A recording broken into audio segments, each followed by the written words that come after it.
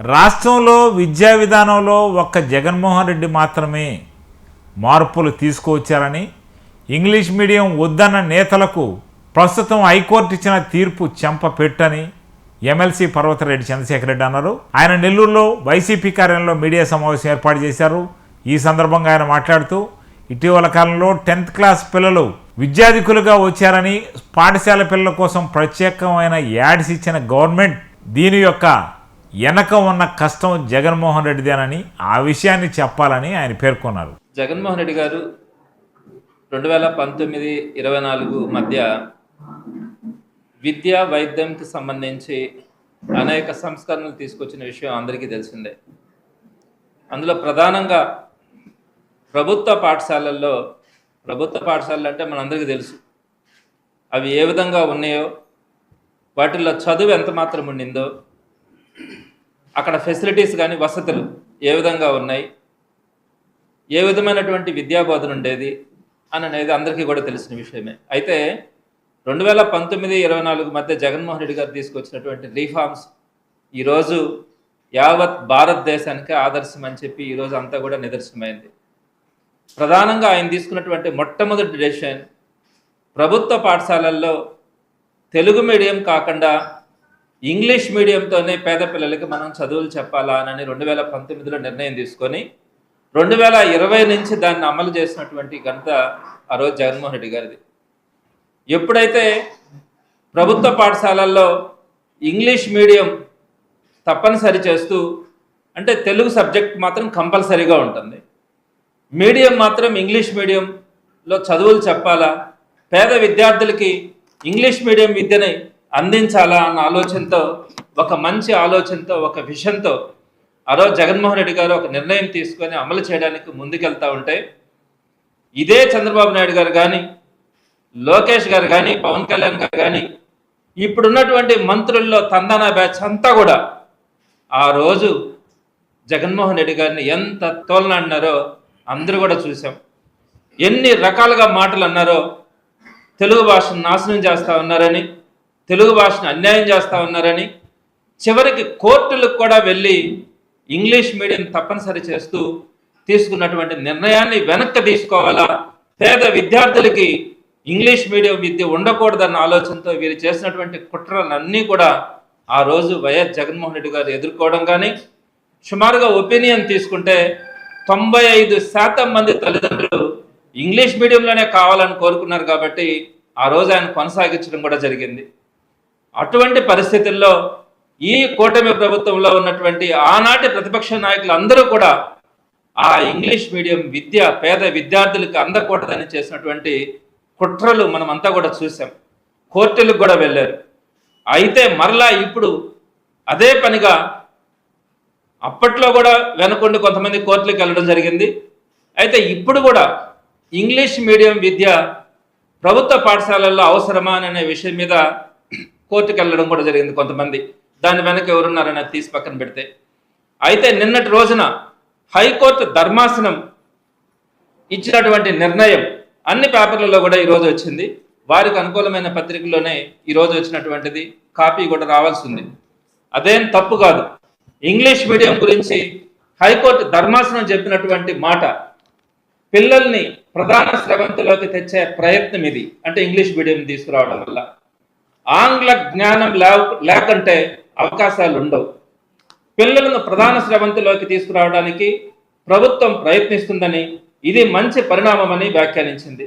పిల్లలు ఇతర రంగాలలో రాణించేందుకు వీలుగా ప్రభుత్వం ఆంగ్ల మధ్యాన్ని అందిస్తుందని, ఆంగ్ల పరిజ్ఞానం లేకుంటే విద్యార్థులకు అవకాశాలు దక్కకపోవచ్చని తెలిపింది. ఇది ఎవరూ కాదనలేని వాస్తవమని పేర్కొంది. ఆంగ్లం అందరినీ ఏకం చేసే సమన్వయ భాషగా ఉపయోగపడుతుందని పేర్కొనింది.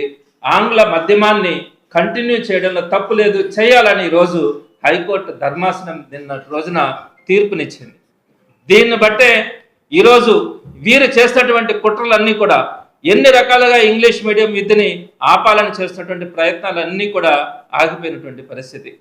సో తప్పనిసరిగా ఆ రోజు జగన్మోహన్ రెడ్డి గారు ఒక విజన్తో, ఒక ముందు చూపుతో పేద పిల్లలందరికీ ఒక మంచి విద్యను అందించాలన్న ఆలోచనతో ఆ రోజు రాజశేఖర రెడ్డి గారు ఫీజు రియంబర్స్మెంట్ పథకాలు లాంటివి తీసుకురావడం కానీ, జగన్మోహన్ రెడ్డి గారు దాని కొనసాగింపుగా ఇంగ్లీష్ మీడియం కానీ సిబిఎస్ఈ సిస్టమ్ తీసుకురావడం కానీ నాడు నేడు ద్వారా రీఫార్మ్స్ కానీ అలానే విద్యా కానుక మంచి భోజనం పెట్టాలని అమ్మఒడి కానీ ఫీజు రియంబర్స్మెంట్ కానీ వసతి దీవెన కానీ ఇలాంటి అనేకమైనటువంటి రీఫార్మ్స్ ద్వారా ఎడ్యుకేషన్ సిస్టమ్ని భారతదేశంలోని అత్యున్నత స్థాయికి తీసుకొచ్చినటువంటి ఘనత, ఒక ముందు చూపు, ఒక విజన్ ఉన్నటువంటి లీడర్ వైఎస్ జగన్మోహన్ రెడ్డి గారని ఈరోజు హైకోర్టు ధర్మాసనం ఇచ్చినటువంటి తీర్పు ద్వారా మనందరికీ కూడా స్పష్టమైంది. వీళ్ళు కోర్టుకు వేసిన తర్వాత కూడా ప్రభుత్వం నుంచి కూడా సరైనటువంటి కౌంటర్ కూడా పొరపాటు చేస్తున్నామన్న ఆలోచనతో ప్రభుత్వం కూడా వారు ఇచ్చినటువంటి కౌంటర్లో తెలిపినా కూడా కోర్టు ఇచ్చినటువంటి నిర్ణయం ప్రకారం ఇంగ్లీష్ మాధ్యమం తప్పనిసరిగా పిల్లలకి అవసరం, దాన్ని ఖచ్చితంగా పెట్టినప్పుడే పిల్లలకి మంచి అవకాశాలు ఉంటాయని చెప్పి హైకోర్టు తీర్పునివ్వడం అన్నది జగన్మోహన్ రెడ్డి గారికి ఉన్నటువంటి విజన్ కానీ ముందు చూపు కానీ ఈరోజు యావత్ భారతదేశానికి అర్థమైందని కూడా ఈ సందర్భంగా మీ అందరికీ కూడా తెలియజేస్తా ఉన్నాను. ఇదే విధంగా నేను కొన్ని మాటలను కూడా మీ ముందు కోట్ చేస్తాను. ఆ రోజు తెలుగు సబ్జెక్టుని కంపల్సరీగా పెడుతూ ఇంగ్లీష్ మీడియంలో ఎడ్యుకేషన్ ఉండాలని ఒకేసారి 10th క్లాస్ దాకా కూడా ఇంగ్లీష్ మీడియం తీసుకురాల జగన్మోహన్ రెడ్డి గారు. మొట్టమొదటిగా 2020-21 సంవత్సరంలో 6వ తరగతి వరకు మాత్రమే ఇంగ్లీష్ మీడియం తీసుకొని వచ్చి ఆ తర్వాత ఒక్కొక్క సంవత్సరం 7, 8, 9, 10 2025 సంవత్సరం దాకా 1 by 1 ఒక్కొక్క సంవత్సరాన్ని ఇంగ్లీష్ మీడియంకి పెంచుకుంటూ ఇంగ్లీష్ మీడియాన్ని ప్రతి పేద విద్యార్థికి కూడా తీసుకురావాలని ఆ రోజు ఆయన నిర్ణయం తీసుకొని ముందుకెళ్తే ఇదే చంద్రబాబు గారిని లోకేష్ గారు కానీ మాట్లాడినటువంటి మాటలు కొన్నింటిని నేను మీకు కోట్ చేస్తాను. 2019 నవంబర్ 22వ తారీఖున లోకేష్ గారు అన్న మాట ఏంటంటే ప్రభుత్వ పాఠశాలల్లో మాతృభాషని కంటిన్యూ చేయాలా, మాతృభాషలోనే ఉండాలా అని చెప్పి ఆయన నారా లోకేష్ గారు మాట్లాడినటువంటి మాట. 2023 అక్టోబర్ 21న పవన్ కళ్యాణ్ గారు ఏమన్నారంటే మేము వస్తే తొలి కేసు ఇంగ్లీష్ మీడియం మీదనే, సర్కారు స్కూళ్ళలో టోఫెల్ కానీ ఐబీ కానీ ఈ విధానాలపైన మేము కేసులు వేస్తామని చెప్పి పవన్ కళ్యాణ్ గారు మాట్లాడినారంటే అసలు ఎడ్యుకేషన్ గురించి, పేద విద్యార్థుల గురించి ఆయన ఏమనుకుంటున్నారన్నది ఆలోచించాలా. అదేవిధంగా ఇప్పుడున్నటువంటి చంద్రబాబు ఆ రోజు 2015 గురు పూజోత్సవం రోజు, సెప్టెంబర్లో జరిగినటువంటి గురు పూజోత్సవం రోజు ఆయన మాట్లాడింది విద్య ప్రభుత్వ బాధ్యత కాదు అని చెప్పి ఆయన మాట్లాడినటువంటిది వీడియోలు మనం అన్ని కూడా చూసినాం. అంటే విద్య చెప్పాలంటే కార్పొరేట్ స్కూల్స్ లో కానీ ప్రైవేట్ స్కూల్స్ లో కానీ చదువుకోవాల్సిన తప్ప మీరు కనుక గవర్నమెంట్ స్కూల్స్ మీదనే ఆధారపడితే గవర్నమెంట్ ఆ బాధ్యతని పూర్తిగా తీసుకోలేదని చెప్పినటువంటి ఒక లీడర్ ఆ రోజు ఉన్నటువంటి చంద్రబాబు నాయుడు గారు మాట్లాడినటువంటి మాట మనం కనుక వింటే అది దురదృష్టం అనుకోవాలి. అదేవిధంగా చంద్రబాబు నాయుడు గారు తెలుగు అంటే ఇంగ్లీష్ మీడియం తీసుకొచ్చినప్పుడు తెలుగు అంటే వైఎస్ఆర్సీపీ పాలకులకి చులకన ఎక్కువని, ఇప్పుడున్నటువంటి మినిస్టర్ అనగానే సత్యప్రసాద్ అయితే 2021లో ఇంగ్లీష్ మీడియం తీసుకొచ్చినప్పుడు తెలుగు భాష విచ్ఛిన్నానికి జగన్మోహన్ రెడ్డి గారు కుట్ర బంతా ఉన్నారని చెప్పి మాట్లాడారు. అలానే మండల బుద్ధప్రసాద్ దగ్గర ఒక మాట మాట్లాడిచ్చారు, మాతృభాష వ్యతిరేకి ఈ వైఎస్ఆర్సీపీ ప్రభుత్వం అని చెప్పి 2021 సెప్టెంబర్లో మాట్లాడిచ్చారు. అదేవిధంగా జస్టిస్ ఎస్వి రమణ గారు అందరికీ కూడా తెలుసు, సుప్రీంకోర్టు ప్రధాన న్యాయమూర్తిగా పనిచేశారు. ఆయన మాట్లాడింది అయితే మన భాషే మన బలం, మాతృభాష పరిరక్షణ ఉద్యమం ఆవశ్యకం, తెలుగు భాషకు ముప్పుంది, మాతృభాషలోనే బోధన కొనసాగాలి అని చెప్పి జస్టిస్ ఎస్వి రమణ గారు కూడా ఇంగ్లీష్ మీడియం విద్యని కొనసాగించడానికి ఆయన మాట్లాడినటువంటి మాటలు మనం చూసినాం. అదేవిధంగా 2021లో చంద్రబాబు గారు అమ్మ భాషను వైఎస్ఆర్సీపీ నుంచి మనం కాపాడుకోవాల్సినటువంటి అవసరం ఉంది.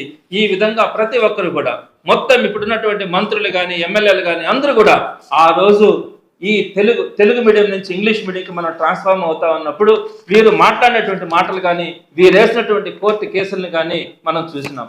ఈ రోజు నేను ఒకటే చెప్తా ఉన్నాను, జస్టిస్ ఎస్వి రమణ గారి దగ్గర నుంచి, చంద్రబాబు గారి దగ్గర నుంచి, లోకేష్ గారి దగ్గర నుంచి, ఇక్కడ మంత్రి నారాయణ గారి దగ్గర నుంచి, అనగాని సత్యప్రసాద్ దగ్గర నుంచి, బుద్ధప్రసాద్ గారి నుంచి ప్రతి ఒక్కరు కూడా ఏదైతే ఈ స్టేట్మెంట్స్ ఇచ్చినారో వారి కొడుకులను కానీ వారి మనవళ్ళు కానీ వారి మనవరాళ్ళు కానీ తెలుగు మీడియంలో చదివిస్తా ఉన్నారా, ఇంగ్లీష్ మీడియంలో చదివిస్తా ఉన్నారా?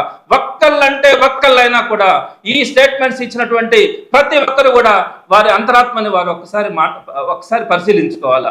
వారి కుటుంబంలో ఉండేటువంటి వాళ్ళ బిడ్డలను కానీ మనవల్ని కానీ మనవరాళ్ళని కానీ ఒక్కరినైనా కూడా తెలుగు మీడియంలో చదివించాలనే ఆలోచన వారికి రానప్పుడు ఆ పేద విద్యార్థులు ఇంగ్లీష్ మీడియంలో చదివితే మీకెందుకు అంత కడుపుమంట, మీ కళ్ళల్లో ఎందుకు అంత మంటలు పోసుకున్నట్టుగా మీరు మాట్లాడతారు. ఎందుకు అంత కుట్రలు పన్నారు? ఈ రోజుకి కూడా ఇంగ్లీష్ మీడియం పేద విద్యార్థులకు అందకూడదని మీరు ఎందుకు ప్రయత్నాలు చేస్తూ ఉన్నారు? ఈ రోజు హైకోర్టు ధర్మాసనం ఇచ్చినటువంటి తీర్పు ఇంగ్లీష్ మీడియంలోనే విద్యాబోధన కొనసాగితేనే ఆ విద్యార్థులకి న్యాయం జరుగుతూ ఉందని చెప్పి ఈ రోజు తీర్పు వచ్చిన తర్వాతైనా మీ కళ్ళు తెరవాలి. జగన్మోహన్ రెడ్డి గారు ఎంత దూరదృష్టి కలిగినటువంటి వ్యక్తో ఈ రోజు మీ అందరికీ పాటు ఈ రోజు ప్రజలందరికీ కూడా అర్థమైందని మీ అందరికీ కూడా తెలియజేస్తా ఉన్నాను. ఇకపోతే రెండో పాయింట్కి వచ్చేటప్పటికి, మొన్నటి రోజున 10th క్లాస్ ఎగ్జామ్స్ రిజల్ట్ వచ్చినాయి. వచ్చిన తర్వాత ఈ విధంగా అన్ని పత్రికల్లో ఒక్కొక్క పత్రికకి యాడ్ ఇవ్వాలంటే సుమారుగా నాకు తెలిసి 70 లక్షల నుంచి ₹1 కోటి ఒక్కొక్క పత్రిక ఖర్చు అవుతుంది. ఒక్కొక్క పత్రికకి ₹1 కోటి దాకా కూడా ఖర్చు అవుతుంది. అన్ని ప్రధాన పత్రికల్లో ఫ్రంట్ పేజీలో గవర్నమెంట్ స్కూల్స్లో వచ్చినటువంటి మార్క్స్ గురించి ఈ ప్రభుత్వం ఇచ్చినటువంటి యాడ్. దీంట్లో ఏమనుంది? 10th క్లాస్ మార్కులు ప్రభుత్వ పాఠశాలలో 596, 596, 596, 596, 595, 595. మంచిది. ఈ పిల్లలందరికీ కూడా నేను మనస్ఫూర్తిగా అభినందన తెలియజేస్తా ఉన్నాను. అయితే ఈ పిల్లలు ఇంత విజయాలు సాధించడానికి కారణం ఏంటి? మీరు వచ్చినటువంటి మొదటి సంవత్సరంలోనే మీరు ఇచ్చినటువంటి పునాదులతోనే ఈ మార్పులు రాగలవని మీరు లోకేష్ గారు విద్యాశాఖ మంత్రిగా మీరు చెప్పగలరా? జగన్మోహన్ రెడ్డి గారు 5 సంవత్సరాల కృషి, 5 సంవత్సరాలు ఆయన చేసినటువంటి తపో దీక్ష వల్ల ఈ రోజు మనం ఈ ఫలితాలు అనుభవిస్తామన్న మాట మీరు ఒప్పుకోలేరా? మీ అంతరాత్మ సాక్షికి మీకు అర్థం కాదా? జగన్మోహన్ రెడ్డి గారు తీసుకున్నటువంటి అనేకమైనటువంటి నిర్ణయాలు, 1-2 నిర్ణయాలు కాదు, అనేకమైనటువంటి నిర్ణయాలు మీ అందరికీ కూడా తెలిసిన విషయమే. మనం చూసాం, నాడు నేడు ద్వారా సుమారుగా 38,000 ప్రభుత్వ పాఠశాలల్ని ఆ రోజు జగన్మోహన్ రెడ్డి గారు రీఫార్మ్ చేసినారు. ఎంత అద్భుతంగా మార్చినారంటే వారికి కావాల్సినటువంటి మౌలిక సదుపాయాలు ప్రతి స్కూల్లో కూడా, కనీసం తాగనాటికి మంచినీళ్లు కూడా లేనటువంటి ప్రభుత్వ పాఠశాలల్లో చక్కగా RO సిస్టమ్స్ పెట్టించారు. ఈ రోజు RO సిస్టమ్కి కనీసం ₹500 నుంచి ₹1000 రిపేర్ వచ్చినా కూడా చేయలేనటువంటి పరిస్థితుల్లో ఆంధ్ర రాష్ట్రంలోని కాదు, ఒక్క నెల్లూరు మున్సిపల్ స్కూల్స్లో కూడా నేను అనేకమైనటువంటి స్కూల్స్లో చూపిస్తాను. ఒక్క ₹500 నుంచి ₹1000 కూడా మెయింటెనెన్స్ చేయించలేకపోతా ఉన్నారు. అలానే ప్రతి స్కూల్లో కూడా చక్కగా వాష్రూమ్స్ పెట్టించడం, ప్రతి క్లాసులో కూడా డ్యూయల్ డస్క్లు ఏర్పాటు చేయించడం, పైన ఫ్యాన్లు, లైట్లు, ఎదురుగా గ్రీన్ బోర్డ్స్ పెట్టించడం, ఇలా అనేకమైనటువంటి మొత్తం కంప్లీట్గా స్కూల్స్ వాతావరణాన్ని మార్చినటువంటి పరిస్థితి. సుమారుగా 38,000 ప్రభుత్వ పాఠశాలల్లో కంప్లీట్గా రీఫార్మ్స్ తీసుకొచ్చినటువంటి పరిస్థితి. ఆ రోజు జగన్మోహన్ రెడ్డి గారు వాళ్ళకి కల్పించినటువంటి ఫెసిలిటీస్ని ఈరోజు భారతదేశం అంతా కూడా అప్రిషియేట్ చేసేటువంటి పరిస్థితి మనం చూస్తూ ఉన్నాం. అలానే ఆయన అత్యాధునికమైనటువంటి ల్యాబ్స్ని పెట్టడం కానీ, డిజిటల్ క్లాస్ రూమ్స్ పెట్టడం. డిజిటల్ క్లాస్ రూమ్స్ అంటే ప్రతి క్లాస్ కూడా మీరు వెళ్ళి చూడండి, IFP ప్యానల్ బోర్డు, సుమారుగా ఒక్కొక్క బోర్డు ఖర్చు ₹1,00,000 అండి. స్కూల్కి ఒక బోర్డు కాదు, ప్రతి క్లాస్లో కూడా ఒక IFP ప్యానల్ బోర్డు పెట్టినటువంటి పరిస్థితి. సుమారుగా 62,000 IFP ప్యానల్ బోర్డ్స్ని మన రాష్ట్రంలో ఉన్నటువంటి అన్ని స్కూల్స్లో కానీ, అన్ని క్లాసెస్లో కానీ పెట్టినటువంటిది. అదే ప్రైమరీ స్కూల్స్కి వచ్చేటప్పటికి ప్రతి క్లాస్ రూమ్లో కూడా స్మార్ట్ టీవీలు పెట్టినటువంటిది. 33,590 స్మార్ట్ టీవీలను పెట్టినటువంటి ఘనత జగన్మోహన్ రెడ్డి గారిది. మ్యాథమెటిక్స్ ఇంప్రూవ్ కావాలని పాల్ ల్యాబ్స్ని తీసుకొని వచ్చి మ్యాథమెటిక్స్ని కంప్యూటర్స్లో వాటికి ఉన్నటువంటి లెక్కలను కానీ వాటన్నిటిని కూడా చూసుకునే విధంగా, చదువుకునే విధంగా చేసినటువంటిది జగన్మోహన్ రెడ్డి గారు తీసుకొచ్చినటువంటి నిర్ణయాలు. అలానే ఇంగ్లీష్ మీడియం పెట్టడం కానీ, CBSE కానీ, ఐబీ సిలబస్ను కూడా తీసుకొచ్చినటువంటి పరిస్థితి ఆ రోజు ప్రభుత్వ పాఠశాలల్లో జగన్మోహన్ రెడ్డి గారు తీసుకున్నటువంటి నిర్ణయమే. అదేవిధంగా మీకు ప్రతి స్టూడెంట్కి కూడా ఒక ట్యాబ్ ఉండాలని చెప్పి పిల్లలందరికీ కూడా ట్యాబ్లు ఇచ్చినటువంటి పరిస్థితి. లోకేష్ గారు, మీకు ఎందుకు రాలేదండి? మీ నాన్నగారు 14 సంవత్సరాల ముఖ్యమంత్రిగా ఉన్నారు కదా, ఒక్క రోజైనా ప్రభుత్వ పాఠశాల గురించి ఆలోచించారా? ప్రభుత్వ పాఠశాలలో ఉన్నటువంటి స్టూడెంట్స్ గురించి ఆలోచించారా? ఈ రోజుని కూడా చెప్తున్నాను కదా, నాడు నేడు ద్వారా ఎక్కడైతే ఆ రోజు ఆగిపోయినాయో ఒక్క ఇటుకరాయి కూడా పెట్టినటువంటి పరిస్థితిలో మీరు ఈ రోజు మీ ప్రభుత్వాలు ఉన్నాయి. ఒక్క ఇటుకరాయి కానీ, ఒక్క రూపాయి కూడా ఖర్చు పెట్టి అదనంగా పనులు చేసినటువంటి పరిస్థితి 2 సంవత్సరాల్లో ఒక్కటైనా చెప్పగలరా? IFP ప్యానల్ బోర్డు రిపేర్ వస్తే చేయిస్తున్నారా? RO సిస్టమ్ రిపేర్ వస్తే చేయిస్తా ఉన్నారా? అదేవిధంగా వాళ్ళకి ఇచ్చినటువంటి ట్యాబ్ రిపేర్ వస్తే మీరు ట్యాబ్ను రిపేర్ చేయిస్తున్నారా? వాష్రూమ్స్ మెయింటెనెన్స్ కూడా ఈ రోజు లేదు. ఇటువంటి పరిస్థితుల్లో మీరు ఈ ప్రభుత్వ విద్యా విధానం గురించి మీరు మాట్లాడుతూ ఉన్నారంటే సిగ్గుచేటని చెప్తాను. అదేవిధంగా చక్కగా గోరుముద్ద పథకం అని తీసుకొని వచ్చి రోజుకొక మెనూ ద్వారా పిల్లలందరికీ చక్కగా వారికి భోజనం పెట్టింది. కానీ ప్రతిరోజు కూడా పిల్లలకి రాగి జావ ఇచ్చినటువంటి పరిస్థితి. జగనన్న విద్యా కానుక అని చెప్పి పిల్లలందరికీ కూడా యూనిఫామ్స్ కానీ, షూస్ కానీ, బెల్ట్ కానీ, టెక్స్ట్ బుక్స్ కానీ, నోట్స్లు కానీ, వర్క్ బుక్స్ కానీ, డిక్షనరీ కానీ, బ్యాగ్ కానీ ప్రతి ఒక్కటి కూడా సగర్వంగా పేదవాడు ఉండాలా, పేద పిల్లోడు చదువుకోవాలా ప్రభుత్వ పాఠశాలలని అందించినటువంటి ఘనత జగన్మోహన్ రెడ్డి గారిది. ఈ మధ్య లోకేష్ గారు అసెంబ్లీలో చూపిస్తూ ఆయన ఏదైతే జగన్మోహన్ రెడ్డి గారి విద్యా కానుక ద్వారా ఇవన్నీ కూడా అందించినారో ఆ బ్యాగ్ ఒకటి తీసుకొని వచ్చి అసెంబ్లీలో చూపించి వాళ్ళ అబ్బాయి మా దేవాంశకి కూడా ఇట్లాంటి బ్యాగ్నే నేను కొనిచ్చాను అని చెప్పి మా దేవాంశకు కొనిచ్చినటువంటి బ్యాగ్నే ఇక్కడ ఇవ్వడం కూడా జరుగుతూ ఉందని చెప్పినారు. అయ్యా లోకేష్ గారు, మీ నాన్న 14 సంవత్సరాలు ముఖ్యమంత్రిగా ఉండే కాలంలో ఎందుకు విద్యా కానుక ద్వారా పిల్లలకి బ్యాగ్ కానీ, షూస్ కానీ, ట్యాబ్స్ కానీ, యూనిఫామ్స్ కానీ, టెక్స్ట్ బుక్స్ కానీ, వర్క్ బుక్స్ కానీ, డిక్షనరీలు కానీ ఇవ్వాలనే ఆలోచన మీకు ఎందుకు రాలే?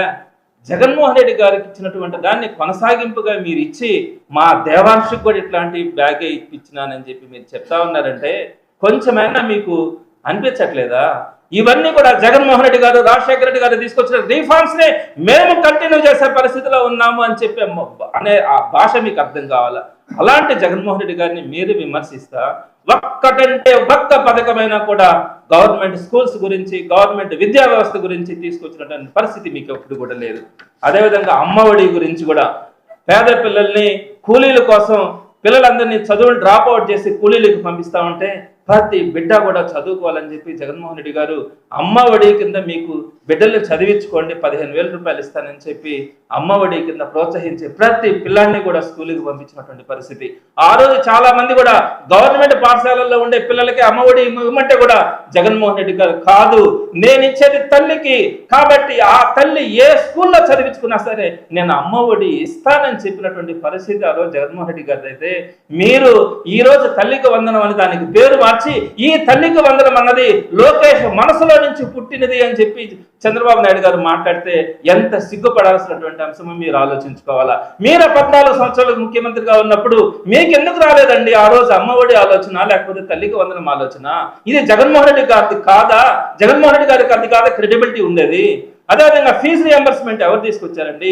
ఈ రోజు ప్రతి గ్రామంలో కూడా ప్రతి పేదవాడు కూడా ఉన్నత విద్య చదువుకుంటా ఉన్నాడంటే ఫీజు రియంబర్స్మెంట్ ద్వారా చదువుకుంటా ఉన్నాడు. ఆ ఫీజు రియంబర్స్మెంట్ తీసుకొచ్చిన ఘనత రాజశేఖర రెడ్డి గారిది. దాన్ని ఫుల్ ఫీజు రియంబర్స్మెంట్ చేసినటువంటిది జగన్మోహన్ రెడ్డి గారిది. ఫీజు రియంబర్స్మెంట్ అంటే కొంత మాత్రమే ఇచ్చినారు, ఫుల్ ఫీజు రియంబర్స్మెంట్ ఇచ్చినటువంటిది. ఈ రోజు మీరు 2 సంవత్సరాల్లో ఫీజు రియంబర్స్మెంట్ ఇచ్చినారా? ఇవ్వట్లే, ఒక్క క్వార్టర్ మాత్రమే ఇచ్చినారు. అదేవిధంగా పిల్లల ఖర్చుల కోసం వసతి దీవెన జగన్మోహన్ రెడ్డి గారు తీసుకొని వస్తే ఆ వసతి దీవెనను కూడా తీసేసినారు. ఈ రోజు పిల్లలంతా కూడా చదువుకోలేక డ్రాప్ అవుట్స్ అవుతా ఉన్నటువంటి పరిస్థితి మీరు ఈ రోజు కనుక చూస్తే, మీరు గ్రౌండ్ లెవెల్కి వచ్చి చూస్తే లోకేష్ గారికి అర్థమవుతుంది ఆ బాధ ఏంటన్నది. ప్రతి ఒక్కటి కూడా ఈ రోజు మనం రిజల్ట్ వచ్చిందని సంతోషపడతా ఉన్నాం కదా. జగన్మోహన్ రెడ్డి గారు తీసుకున్నటువంటి ఒక నిర్ణయం, ఆ నిర్ణయమే 3వ తరగతి నుంచే స్కూల్ అసిస్టెంట్ ద్వారా, స్కూల్ అసిస్టెంట్ అంటే ఎస్జిటీలు, స్కూల్ అసిస్టెంట్స్ ఇద్దరు ఉంటారు గవర్నమెంట్ స్కూల్స్ లో. ఎస్జిటి అంటే చిన్న పిల్లలకు చెప్పేవాళ్ళు, స్కూల్ అసిస్టెంట్ అంటే పెద్ద పిల్లలకు చెప్పేవాళ్ళు. మామూలుగా 6వ తరగతి నుంచి స్కూల్ అసిస్టెంట్స్ నుంచి చెప్పించే పరిస్థితుల్లో జగన్మోహన్ రెడ్డి గారు 6వ తరగతి కాదు 3వ తరగతి నుంచే వాడికి ఫౌండేషన్ ఉండాలా అన్న ఆలోచనతో 3వ తరగతి నుంచే స్కూల్ అసిస్టెంట్ ద్వారానే మనం టీచింగ్ చేయాలని స్కూల్ అసిస్టెంట్ విధానాన్ని ప్రవేశపెట్టి సుమారుగా 8,000 మంది టీచర్లకు కూడా ప్రమోషన్స్ ఇచ్చి స్కూల్ అసిస్టెంట్స్ గా ప్రమోట్ చేసి 3వ తరగతి నుంచే సబ్జెక్ట్ టీచర్ ద్వారా టీచింగ్ చేయించినటువంటి పరిస్థితుల్లో మీరు వచ్చిన తర్వాత దాన్ని కూడా తీసేశారు.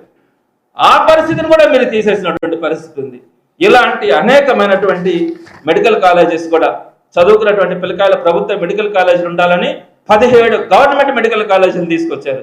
స్వాతంత్రం ముందు వరకు కూడా కేవలం 11 ప్రభుత్వ మెడికల్ కాలేజీలు ఉంటే మీ 14 ఏళ్ల హయాంలో 0 గవర్నమెంట్ మెడికల్ కాలేజెస్ వస్తే రాజశేఖర రెడ్డి గారు ఒక 2 తీసుకొని వస్తే జగన్మోహన్ రెడ్డి గారు ఒక 17 మెడికల్ కాలేజీలు వస్తే ఆ కాలేజీలను కూడా అమ్ముకొని బతకాల్సినటువంటి పరిస్థితుల్లో ఈ ప్రభుత్వాలు ఉన్నాయంటే మీరు ప్రభుత్వ విద్యా వ్యవస్థ గురించి మాట్లాడే హక్కు మీకేముంటుందని నేను ఈ సందర్భంగా కూడా తెలియజేస్తా ఉన్నాను.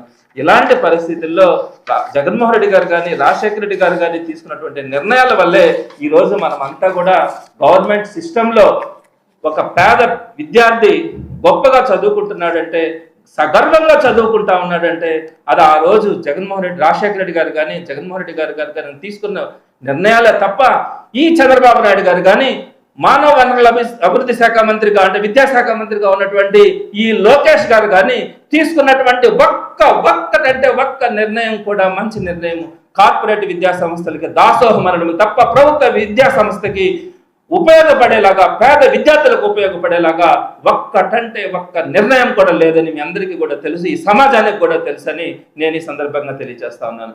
ఇకపోతే చివరిగా ఇంకొక మాట కూడా మీకు తెలియజేస్తాను. నిన్నటి రోజున విజయవాడలో దగాపడ్డ ఉద్యోగుల తరపున మహాధర్నాను కూడా చేయడం జరిగింది. ఈరోజు ఎంతగా ఉద్యోగులు కానీ ఉపాధ్యాయులు కానీ రోడ్డు మీద పడతా ఉన్నారంటే మీరు అర్థం చేసుకోవాలా. రాగానే మంచి పిఆర్సీ ఇస్తాము, ఈలోగా మంచి ఐఆర్ ఇస్తాము, ఉన్నటువంటి బకాయిలు ఉన్నటువంటి అరియర్స్ అన్ని కూడా చెల్లిస్తాము అని చెప్పి ఇవ్వాల్సినటువంటి డిఏలు కూడా ఇప్పటిదాకా హిస్టరీలో ఎప్పుడూ 4 డిఏలు పెండింగ్ లో పెట్టినటువంటి ఘనత కేంద్ర ప్రభుత్వం ఇచ్చినా కూడా ఈ రాష్ట్ర ప్రభుత్వం ఇవ్వకుండా ఈ ఇండియాలో ఒక భాగమైనటువంటి ఆంధ్ర రాష్ట్రంలో మాత్రమే 4 డిఏలు కేంద్ర ప్రభుత్వం ఇచ్చినా కూడా ఇక్కడ ఉన్నటువంటి రాష్ట్ర ప్రభుత్వ ఉద్యోగులకి ఇవ్వనటువంటి పరిస్థితి ఇంకా చరిత్రలో కూడా మనం ఎప్పుడు గతంలో కూడా చూడలే. అలానే సుమారుగా 3 సంవత్సరాలు పూర్తి అవుతా ఉంది పిఆర్సీ పూర్తయి. ఇప్పటికి పిఆర్సీ కాదు కదా, పిఆర్సీ కమిషన్ కూడా వేయాల. ఇంత సుదీర్ఘ కాలం పాటు పిఆర్సీ లేకపోతే ఐఆర్ ఇవ్వాల్సినటువంటి బాధ్యత, మధ్యంతర వృత్తి ఇవ్వాల్సినటువంటి బాధ్యత ప్రభుత్వం మీద ఉంటుంది. ఇప్పుడు దాకా ఇవ్వలే. ఇందుకోసమే ఈ అన్నిటి మీద కూడా నిన్నటి రోజున విజయవాడలో మహాధర్నా నిర్వహించడం, దానికి సంబంధించి యావత్ రాష్ట్రంలో ఉండే ఉద్యోగులందరూ కూడా, ఉపాధ్యాయులందరూ కూడా ఆ రోజు అక్కడికి హాజరు కావడం నేను మరీ అందరికీ కూడా ధన్యవాదాలు తెలియజేస్తా ఉన్నాను. ఇక్కడ నేను ఒకటే చెప్తా ఉన్నాను, ఇక్కడ ఉద్యోగులందరూ కూడా అది పోలీస్ డిపార్ట్మెంట్ కావచ్చు, రెవెన్యూ డిపార్ట్మెంట్ కావచ్చు, హెల్త్ డిపార్ట్మెంట్ కావచ్చు, లేదా సెక్రటరియట్ డిపార్ట్మెంట్ కావచ్చు, ప్రతి ఒక్కరూ కూడా నడుము ముందుకొచ్చి మీరు కనుక పోరాటం చేయకపోతే ఈ ప్రభుత్వం ఏ ఒక్కటి కూడా నెరవేర్చే పరిస్థితిలే. మొన్న ఒక లీక్ ఇచ్చినారు, హిమాచల్ ప్రదేశ్ లో శాలరీస్ తగ్గించినారు కాబట్టి ఆంధ్రప్రదేశ్ లో కూడా అదే పరిస్థితి ఉంటుంది అని. అంటే మీరు పిఆర్సీ అడుగుతారేమో, ఐఆర్ అడుగుతారేమో, డిఏలు అడుగుతారేమో, అరియర్స్ అడుగుతారేమో, అవి ఇవ్వడం కాదు కదా, మీకున్నటువంటి జీతాల్లో నుంచి ఆ జీతాలను తగ్గించే ఆలోచన చేస్తా ఉన్నాము హిమాచల్ ప్రదేశ్ లాగా ఆంధ్రప్రదేశ్ లో కూడా అని చెప్పి పత్రికల్లో, వారికి సంబంధించినటువంటి పత్రికల్లోనే న్యూస్లు రాయించినటువంటి పరిస్థితి చూసినాం. మీరు కనుక పోరాడకపోతే ఈ రోజు ఉపాధ్యాయులు ఏ విధంగా రోడ్డు మీదకి వచ్చి ధర్నాలు చేస్తా ఉంటారో విజయవాడలో, ఉద్యోగస్తులందరూ కూడా ముందుకు రాకపోతే రేపటి రోజున ఈ ప్రభుత్వం ఈ ప్రజల ముందు మీరు కనుక మాకు జీతాలు పెంచండి అంటే అది మీరు తప్పు మాట్లాడుతున్నారన్న ఆలోచనని ప్రజలకు కలిగించి మిమ్మల్ని అవమానించేలాగా కూడా ప్రయత్నించే అవకాశం ఉంటుంది. అందుకే ఉద్యోగులు కానీ ఉపాధ్యాయులు కానీ ప్రతి ఒక్కరూ కూడా ఈ ఇష్యూకి వచ్చేటప్పటికి, ఆర్థిక బకాయిల విషయంకి వచ్చేటప్పటికి, ఆర్థిక ప్రయోజనాలకు సంబంధించి అందరూ ఒక మాట మీదకి వచ్చి ఒక తాట మీదకి రాకపోతే ఇబ్బందులు పడే పరిస్థితి ఉంటుందని తెలియజేస్తా ఉన్నాం. అలానే మీకు సంబంధించినటువంటి అన్ని బెనిఫిట్స్ కూడా వైఎస్ఆర్సీపీ ప్రభుత్వం వచ్చిన తర్వాత రాబోయే ప్రభుత్వంలో మీ అందరికీ కూడా ఒక మంచి జరుగుతుందని మాత్రం నేను సవినయంగా అందరికీ కూడా తెలియజేస్తా ఉన్నాను.